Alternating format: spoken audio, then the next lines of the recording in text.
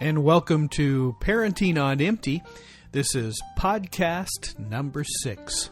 You know, Dad, there's an app for that. This podcast is dedicated to the topic of technology. Say that 10 times real fast. We're going to talk about the advantages, the disadvantages, the good things, and the bad things about technology as it relates to parenting. It also introduces a lot of disciplinary issues that you never had to deal with before technology's advent. So I would like to talk about those things as well. As far as dealing with the technology, to me it's a matter of priorities and time management. So it's no real different than any other temptation that might come along that's going to rob the family of together time, of family time. So it could just as well be hobbies or a sport or any type of outside activity that's going to rob the family of time spent together. And it's a matter of keeping that balance. The issue with technology, though, is that it is so entwined in us as individuals that we I think we have a harder time dealing with that. Well, I think part of it is it's in your home with you. You know, you talk about hobbies or sports or all these other things that can rob you of time together. Those are things outside that you kind of have to go to do. Right. These things are one step away. Exactly. And so it's much easier. Your smartphone is with you all the time. Yes. In your case, it might not be with you all the time, but I never seem to be able to get a hold of you. But that's probably another a different topic. issue.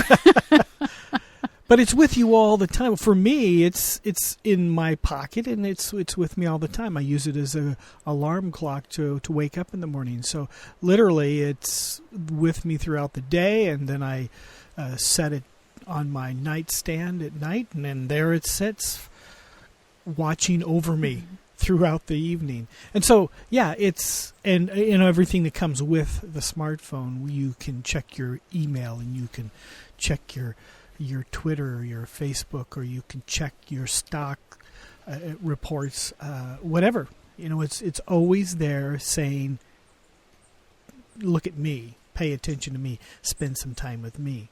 I guess we don't really deal with that particular issue a whole lot in our immediate family right now because our kids are still pretty young. So, but I do know that when we go to our extended family get-togethers, that on occasion you could look around the room and everyone is on some sort of electronic device, which means you're not really interacting and you're not talking. Although sometimes 2 or 3 people are playing a game together. And really, I don't see it as terribly different from sitting in a room with everybody reading their own books, which you do when you're comfortable with people and you're relaxing. Right. You don't have to always be doing face-to-face chit-chat. But it can, I think, sometimes really get in the way of communication and just forcing yourself to interact even if you're tired or even if you've got other things on your mind. Sometimes it's good just to let go of that stuff. And keeping that balance, as you said, it can get in the way of communication. And as I said earlier, that this piece of technology and how you deal with it needs to be handled just like you would any other type of object or time-spending device that would get in the way of your communicating as a family and if you're being together as a family and having quality family time, including books. I know that sounds sacrilege, but I mean, reading true. Books are good, and it's a great discipline to have. But if that's all you did, is just isolate yourself and everybody in the family grabbed a book and went to their corners, that all the time, that would be equally as bad. It's getting in the way of having time of connecting with each other. I think with our immediate family, the more significant issue is how do you monitor what involvement your kids have with technology. There are all sorts of studies that have been done on young children. There are some studies that say you shouldn't let a child under 2 years old even watch TV, never mind be involved in any of the other things that are available. And frequently, there are comments about kids under 6 years old should not do a lot of interacting with iPads, iPhones, because it limits their physical activity. When you add that on top of TV watching, that they now have video games everywhere. They can, on their iPhone or their iPad, they can take it to literally every event that they go to, every place that they go. They can take it to their room, they can have it in the living room, whatever. So how much do you let your kid play on those kinds of devices? How do you set the guidelines of how much TV watching they're allowed to have? Is it different for every kid? And it can be different for every kid. And if you are listening to this and you're thinking, well, here's just a couple of old fuddy-duddies who aren't able to get into the future and aren't able to accept the future, it really is just a matter of, for me, I think it's a matter of keeping tabs on how your child is developing. And what I mean by that is if you find that they are really struggling with just basic communication skills or even some basic problem-solving skills, that I think that's where you have to really begin to pay attention. Is it because the technology is blocking that development because there's no opportunities for those kind of challenges, for those opportunities to exercise and learn basic social skills? Well, on top of that, I would add the whole, I'm speaking particularly of phones now, cell phones, and any time that, I guess chat rooms on the internet and even email can be the same, but it shows up primarily in texting that people, again, studies have shown, whoever did these studies, I don't know, but studies have shown that people say things texting and in email and in electronic communication of any sort. They tend to say things in a way that they would never say it face-to-face, and they tend to say things that they wouldn't ever have the nerve to say face-to-face. Right. So it changes the way they couch what they're going to say, and then it changes what they're going to say. Right. And that there's something about that lack of face-to-face communication that removes some inhibitors, some social inhibitors. Mm-hmm. So even if you have trained your kid in face-to-face conversation and social interactions, and they do just fine, it doesn't mean that they're just fine in the cyber world. Correct. Yeah. That there seems to be a completely different set of standards, of etiquette, of ethics that suddenly comes into play when someone is put in front of an electronic device. For some reason, they don't feel as accountable. They feel more anonymous. I don't know if there's something about the kind of language, the texting language that is so abbreviated that maybe even takes away some of the niceties.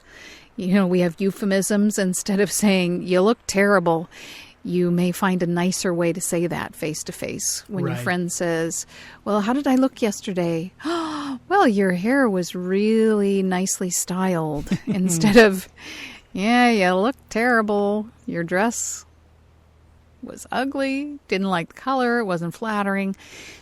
You feel more social obligation to be kind when you can see their reaction. Exactly. And certainly we're not going to be the first ones to stress the incredible importance of cyber parenting, the importance of monitoring your child, their activity that they do on social network sites, on viewing the internet, where they can go, what they can look at. There has been tremendous amounts of time and a conversation spent on that topic. So, yeah, we're certainly not going to cover new territory, but it certainly bears repeating often, very often, that you cannot stress that enough. The importance of monitoring what your child is looking at and what they are saying and how they are communicating, for those very reasons that you stated, because the communication is different than and face-to-face. it builds in some accountability. Yeah. That when they're in a social group and somebody else hears them say that, it's possible that someone else would call them on their rudeness or on their unkindness. But when you're sending a message, just a quick text to somebody, there's really no one else listening in. There's no one to look at you and say, I can't believe that you said that. Right. To kind of put a social monitor on your lips. And I know that some parents feel that it's wrong. It's not allowing your children privacy, not giving them their own space to look at the people they're talking to monitor their conversations on their texting, read what they have texted to one another. But I firmly believe that until your child has reached an age where you feel like they are educated, they know how to talk on this kind of platform, they understand what bullying is, and they're not going to do it. And if it starts being done to them, they will report it to the proper people. Right.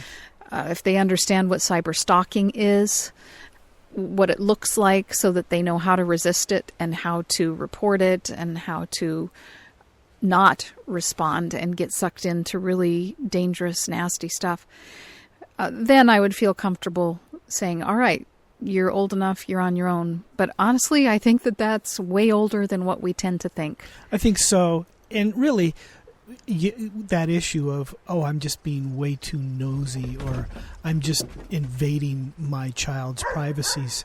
I think the issue is that when when children are playing together, or kids are playing together, and we may hear them in the back room and they start yelling obscenities to one another and screaming at each other, you bet we're going to go in there, open up the door and say, what's going on?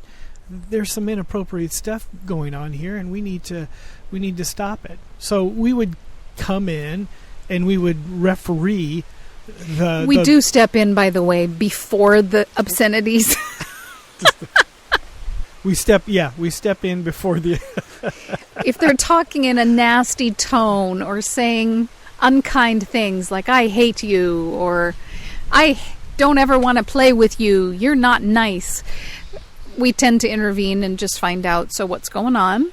So we certainly wouldn't hesitate to do that if we heard that in a room and loud noises coming from the room. Well, those same things, they're not going to be loud noises, but the content of what's being said and the intent and the intensity of it is all going to be in those chat rooms, on those Facebook posts, on those Twitter feeds. It's all going to be there, and we're not going to hear it. It's going to be out of sight.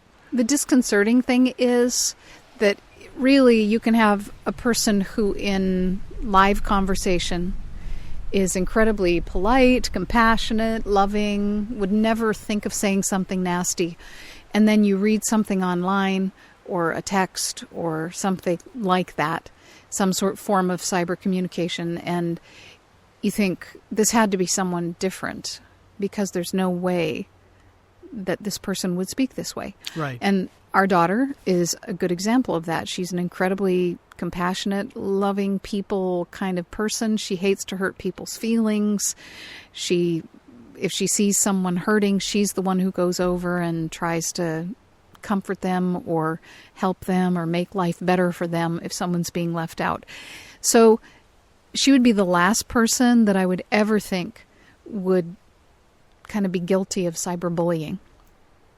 But when we began to monitor her email and texts, we began to see that she would say some things that were just mean. Right, yeah.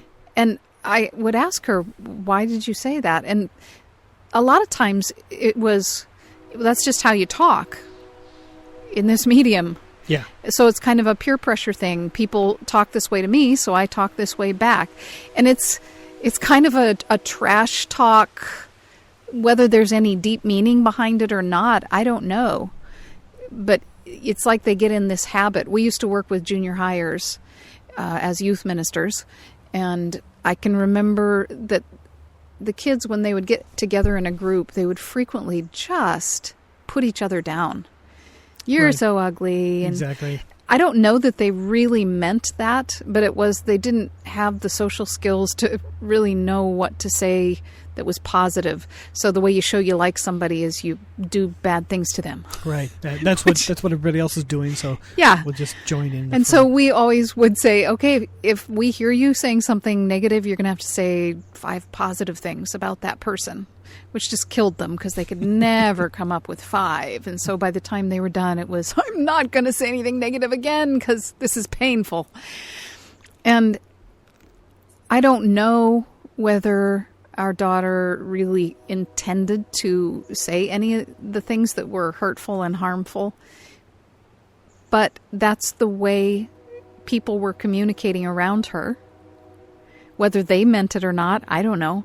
But the point is, once something is said, words are very powerful. Right. Yeah. And whether you mean it or not, they're going to hurt. Whoever Exactly. said sticks and stones break my bones, but words will never hurt me was a liar. That's true. Bones mend, but people who've been damaged by words frequently never mend. Yes. You remember those remarks. For that have years, been you made for remember you. them. I remember some from my childhood. I remember the nicknames I had in 2nd grade, and that was 400 years ago. So Exactly. Yeah, exactly. So I think the monitoring, it's just like any other training, really, that you do as a parent. But for some reason, because it's a piece of technology, we tend to think it's something different. Correct. But it takes parental guidance, interference, monitoring, training. So with our daughter, we basically monitored everything she said and who she was talking with.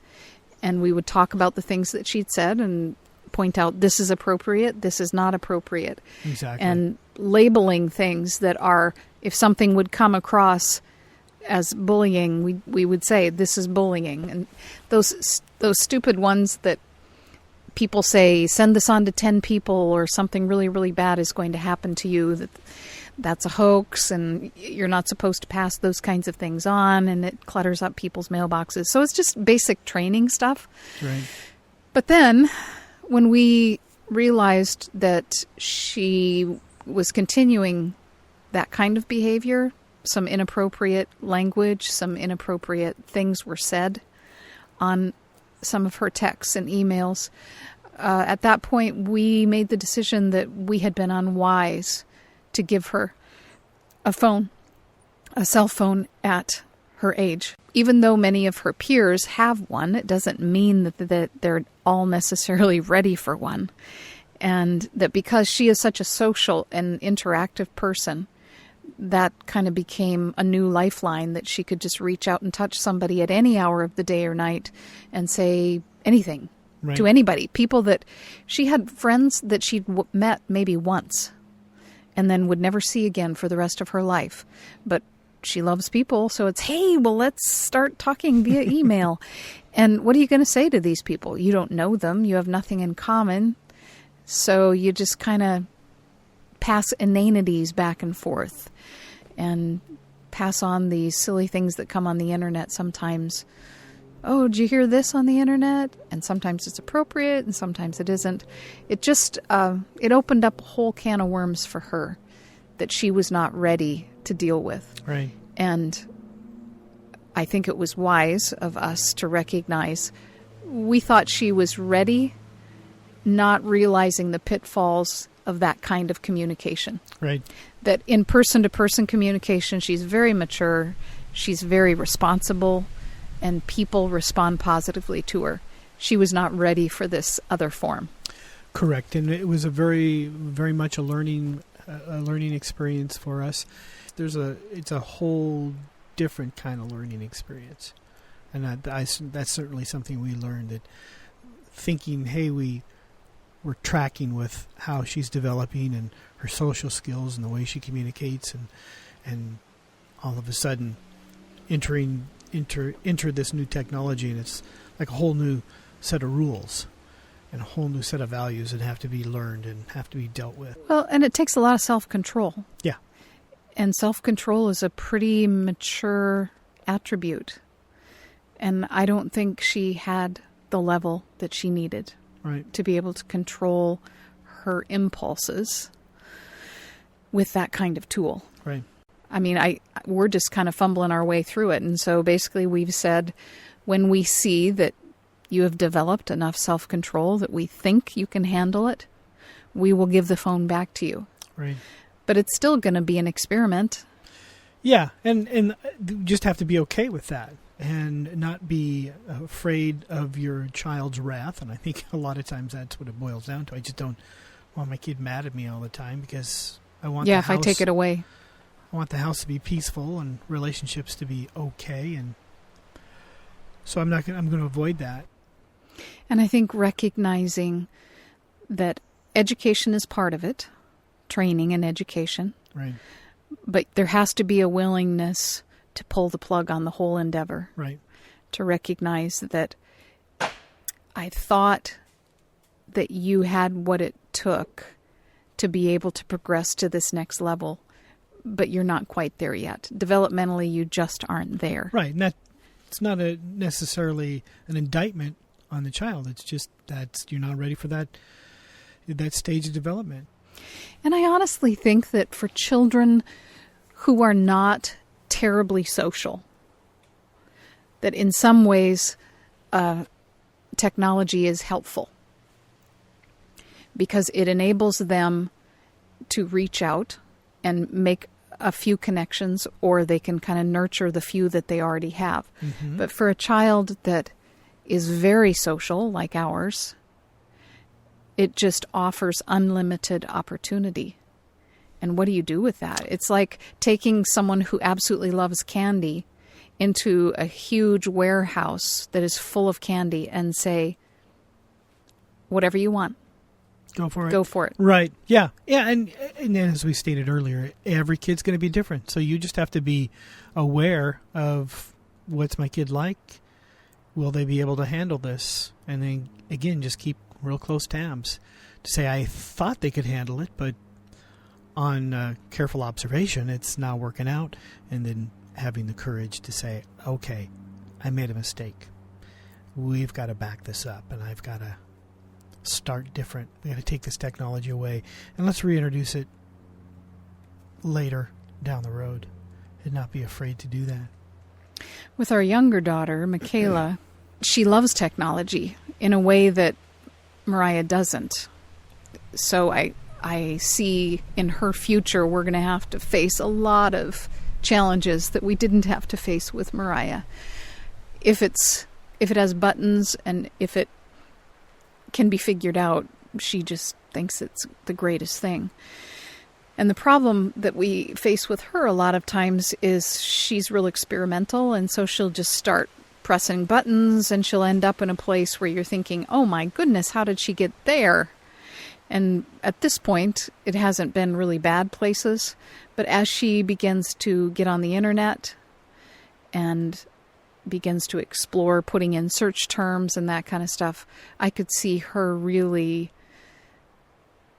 ending up on some sites that we will be kind of shocked by. Right, yeah. And we don't at this point have a lot of safeties built into our computer, and I think probably we need to look into that before she gets much larger, much older. Yes. Because Mariah right now is not that interested in surfing the net. Right. She'd rather talk to a real person. Yeah.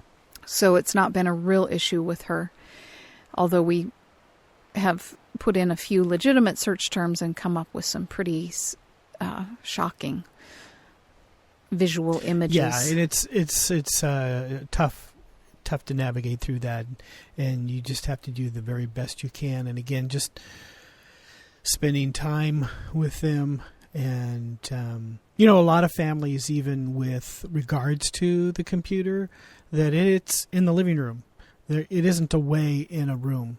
It's where Yeah. everybody can see it. And I think that's And, important, especially when they're older. Yeah. Yeah. So you can, so it's because it's difficult for you as a parent to say, but I can't be there every time my kid's on the internet. But you can do things to hedge those bets where you put the internet, the computer in a very public place so that you are at least physically within eyesight of it at all times. And so there's more opportunities for you to see if some inappropriate things come up or issues that you need to handle come up. And something like YouTube that has some really cool videos on that are wonderful to watch. We're very careful about, we don't really let Mariah sit down and just start surfing through the YouTube videos because she'll start with a very legitimate search term and it'll come up with some videos that we're perfectly fine with. But it immediately gives you, YouTube provides you 5 or 6 or 12 other alternative videos that may have some sort of relation to your topic or not. Right. And she begins looking through those, and frequently you end up in a place that, wow, you should never have gone there. So we just don't let her randomly surf it. We basically say, tell me what video you're going to look for.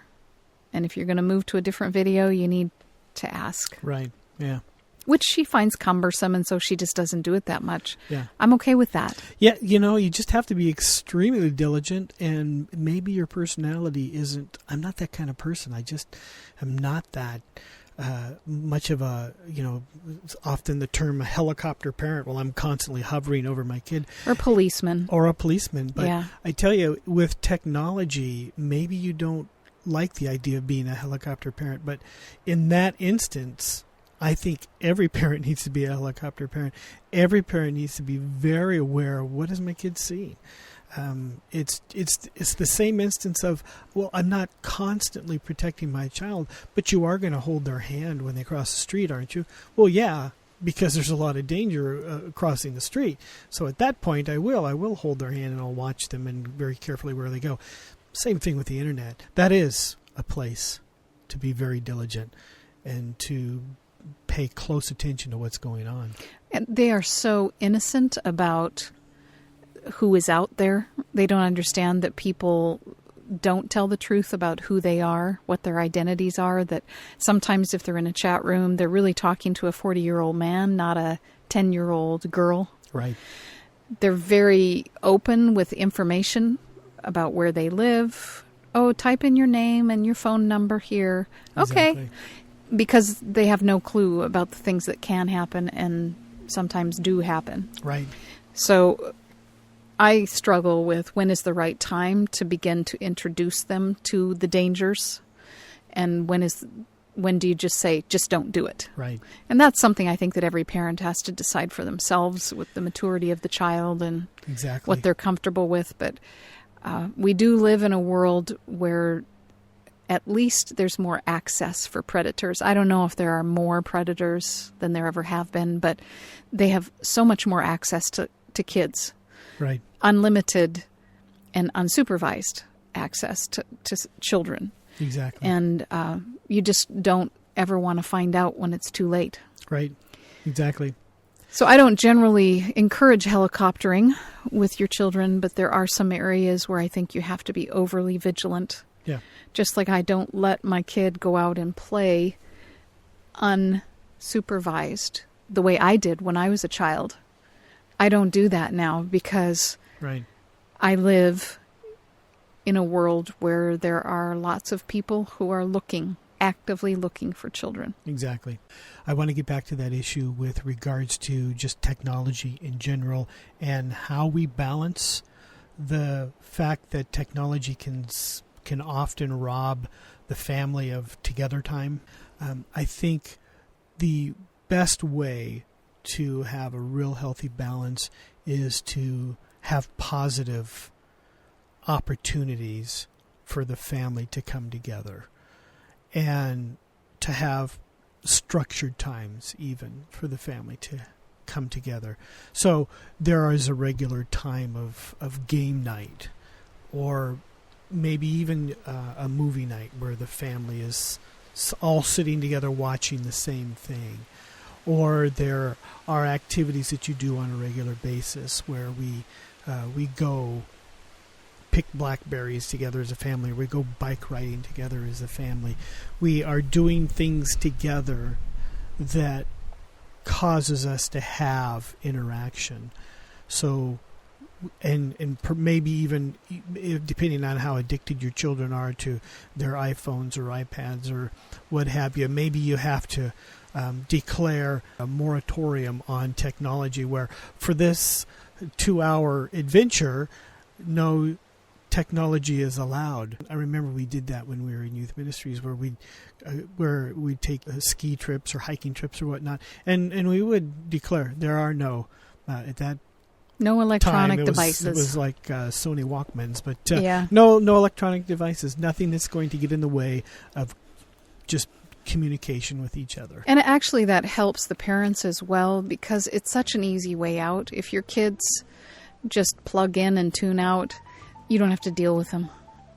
And so it's a great babysitter. It is. You can relax and think, oh, I don't have to do anything. Isn't that great?